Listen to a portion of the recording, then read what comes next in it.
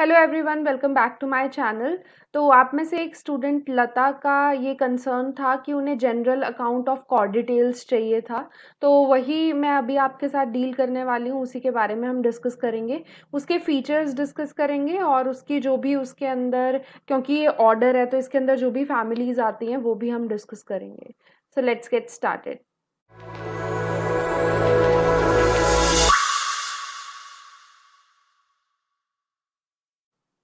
तो कॉर्डिटेल्स जो ऑर्डर है इसको एक्सटिंक्ट ग्रुप बोला जाता है जिम्नोस्पर्म्स का, क्योंकि अब ये एग्जिस्ट नहीं करता। पेलियोजोइक टॉल ट्रीज इसके अंदर आते थे, मतलब टॉल ट्रीज इसके अंदर एग्जिस्ट करते थे। और बोला जाता था वर्ल्ड्स फर्स्ट ग्रेट फॉरेस्ट, क्योंकि ये ट्रीज काफ़ी टॉल थे तो एक फॉरेस्ट लाइक एरिया जो है वो बनाते थे। तो इसीलिए इस तरीके की टर्म इसके लिए यूज़ की जाती है। बट ये अब एग्जिस्ट नहीं करते, एक्सटिंक्ट हो गए थे ये पर्मियन के एंड में, तो उस टाइम इनका एक्सटिंक्शन आप बोल सकते हो वो हो गया था। अगर हम इसके फीचर्स की बात करें तो सबसे पहली चीज़ फॉसिल प्लांट्स बोल सकते हो आप इन्हें, क्योंकि अब इनके सिर्फ फॉसिल्स ही मिलते हैं, एग्जिस्ट नहीं करते हैं। स्लेंडर ट्रंक होती है इनकी, क्योंकि टॉल ट्रीज बताए तो इनकी ट्रंक जो होती है वो ज़्यादा मोटी नहीं होती, थिक नहीं होती, वो स्लेंडर होती है, ब्रॉड नहीं होती है। इसके अलावा उसके ऊपर बिल्कुल टॉप पे क्राउन होता है ब्रांचेस का, तो उन ब्रांचेस के ऊपर फिर लीव्स जो हैं वो डेवलप होती थी।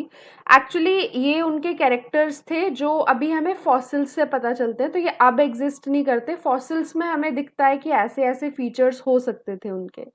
नेक्स्ट चीज़ जो हम इनके अंदर पढ़ते हैं वो ये कि इनकी जो लीव्स थी वो लीव्स कैसी थी, स्पाइरली अरेंज थी। तो स्पाइरल लीव्स आपको यहाँ देखने को मिल रही थी और सिंपल लीव्स थी, कंपाउंड लीव्स इनकी नहीं थी। इसके अलावा ग्रास लाइक लीव्स थी इनकी, स्ट्रैप शेप्ड बोल सकते हो, बिल्कुल लंबी लंबी जैसे ग्रासेस की होती हैं वैसी लीव्स इसके अंदर थी। वैसी अभी आपको ग्रासेस में देखने को मिलती हैं, बट जिम्नोस्पर्म्स में एज सच वैसी लीव्स बहुत कम देखने को मिलती हैं।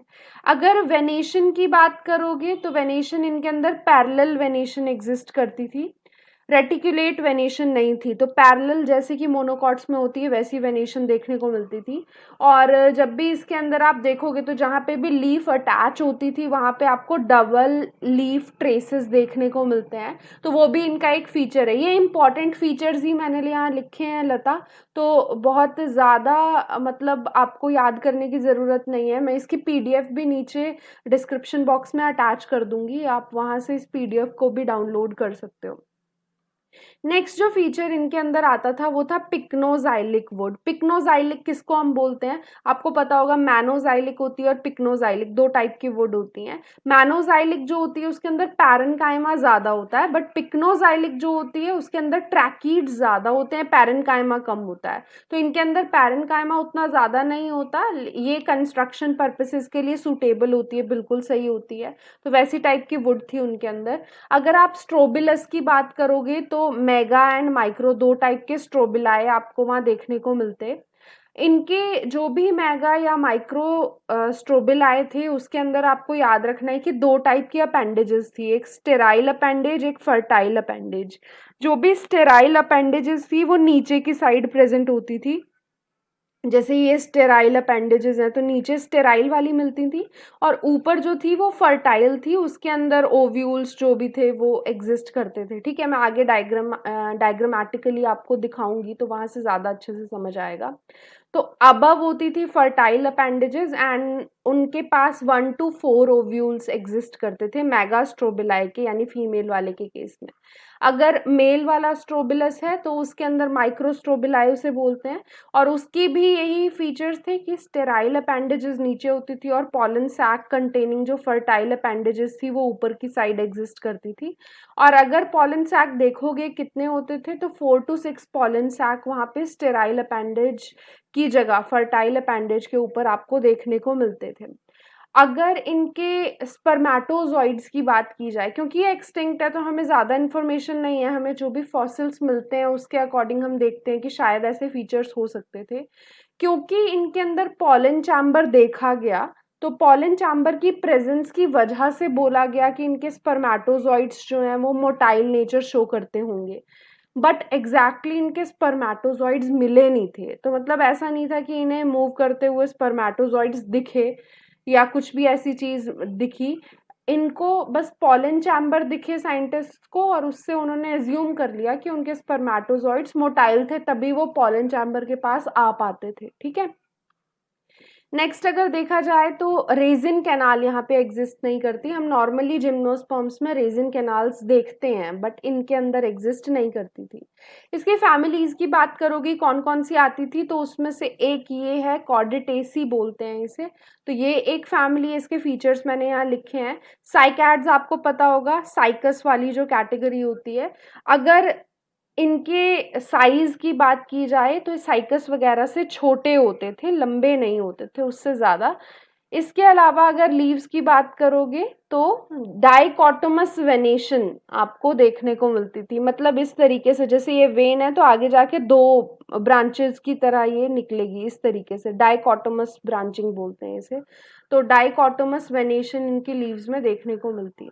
इसके अलावा वुड की बात की जाए तो इनकी वुड के अंदर वस्कुलर सिलेंडर, वस्कुलर कैम्बियम वगैरह की प्रेजेंस देखी गई, और ग्रोथ रिंग्स भी, बिल्कुल डिस्टिंक्ट ग्रोथ रिंग्स भी देखी गई। तो वस्कुलर कैम्बियम था तो ग्रोथ रिंग्स भी एग्जिस्ट करती थी। ठीक है, दो टाइप की वो जो भी वुड होगी वो यहाँ पे बनेगी। नेक्स्ट अगर देखे जाए तो इनकी रूट्स को अमाइलॉन बोला जाता है, तो ये उसके लिए नाम है, रूट के लिए नाम है। और कौन सी रूट्स यहाँ पे एग्जिस्ट करती हैं, स्टिल्ट रूट्स मेनली एग्जिस्ट करती थी, और माइकोराइजल एसोसिएशन उनके अंदर बहुत कॉमन था। तो ये फीचर्स थे इस फैमिली के मेंबर्स के अंदर। कैम्बियम बिल्कुल डिस्टिंक्ट था, जीरोफिटिक लीव्स थी, ये भी याद रखना। जिम्नोस्पर्म्स में जीरोफिटिक कैरेक्टर बहुत ज्यादा देखने को मिलता है, तो वो इसके अंदर भी था। ज़ेरोफिटिक लीव्स देखने को मिली, किस वजह से पता चला कि ज़ीरोफिटिक थी, क्योंकि उनके अंदर हाइपोडर्मल सेल्स स्क्लेरेनकाइमेटस थे। तो एपिडर्मिस जो है वो भी, उसके सेल्स भी थिक वॉल्ड थे, और हाइपोडर्मल सेल्स भी काफ़ी ज़्यादा थिक वॉल्ड थे, एंड स्क्लेरेनकाइमेटस। तो इसकी वजह से पता चला कि ये ज़ीरोफिटिक कैरेक्टर है। नेक्स्ट चीज, इनकी बंडल शीथ भी प्रेजेंट थी और थिक वॉल्ड थी, काफी ज्यादा मोटी इनके अंदर बंडल शीथ देखने को मिलती थी। पैरेन्काइमा की बात करो लीव्स की, तो पैलिसेड स्पॉन्जी दोनों टाइप का पैरेन्काइमा जैसे हम देखते हैं, तो वैसे टाइप का पैरेन्काइमा डाइकॉट्स वाला इनके अंदर भी था।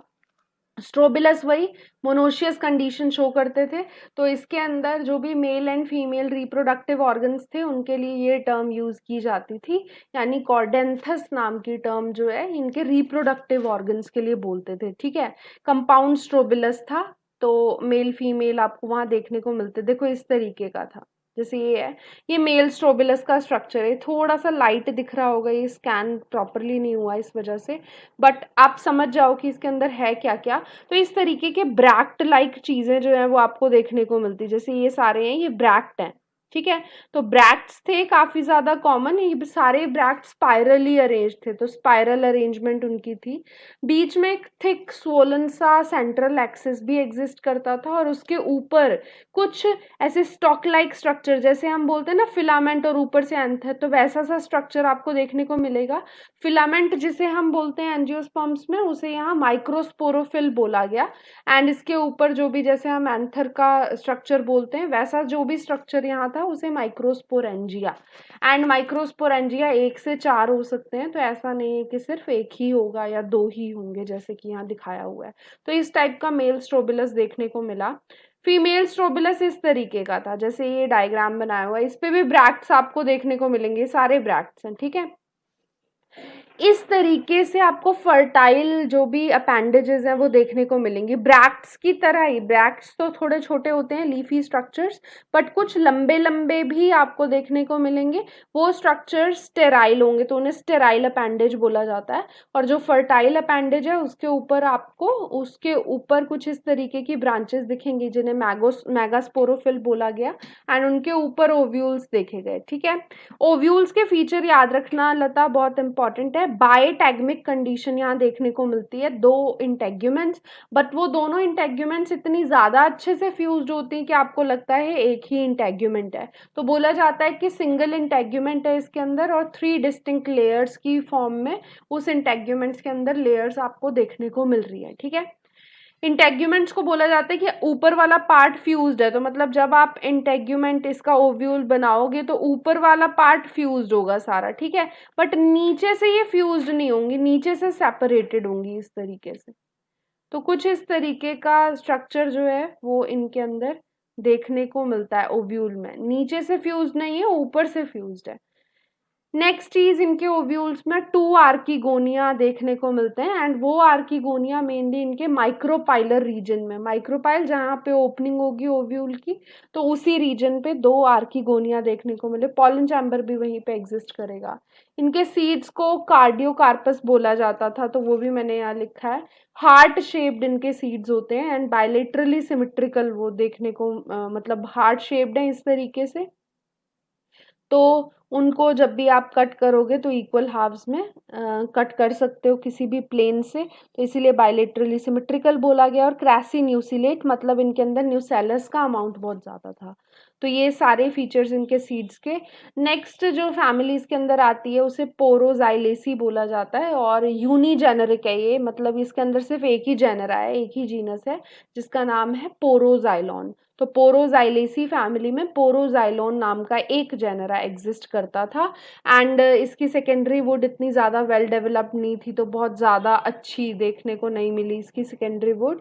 और जो भी इसकी पिथ थी वो काफ़ी ज़्यादा लार्ज थी। तो आई होप कि आपको जो भी यहाँ जनरल कैरेक्टरिस्टिक फीचर्स मैंने आपको कॉर्डिटेल्स के बताए वो समझ आ गए हो। अगर आपका कोई भी डाउट हो तो प्लीज़ कमेंट सेक्शन में मुझे ज़रूर बताना। चलो फिर नेक्स्ट वीडियो में मिलते हैं। Bye bye, thank you.